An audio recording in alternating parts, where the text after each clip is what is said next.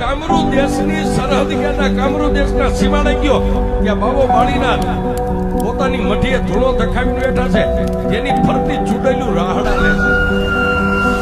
એ મેલડીની પાસે કેટલા દાગીના પડ્યા, આપણી પાસે ઘરેણા હોય ને એમાં બધા રહ્યા એ મેલડીના દાગીના છે.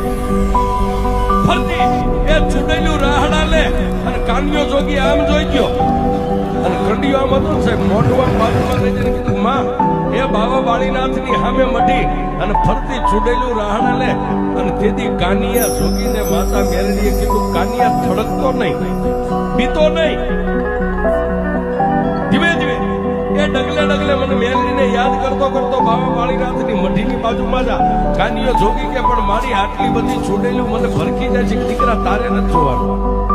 એ કાનિયા તને હજી મારી ભક્તિની ખબર છે, તને મારી શક્તિની ખબર નથી. હું મેલડી કેવું પણ એ કાનિયો જોગી બાબા બાળીનાથની મઢિયા નજીક હાવ પહોંચે, ચૂડેલું રાહડા રમતી એક બાજુ ઉભી રહી અને એક ચૂડેલ એટલું બોલી કે એ કાળા માથાના માનવી ક્યાંથી આવ્યો, ક્યાં જવું છે? કાનિયો જોગી કે મારું નામ કાનિયો જોગી છે, શિયાળા ગામથી આવું છું અને કામરૂ દેશ જોવા માટે નીકળ્યો છે. અને તેથી એ કાનિયા જોગીએ મારી મેલડીને કીધું કે મારી હવે ખરાખરીનો ખેલ છે.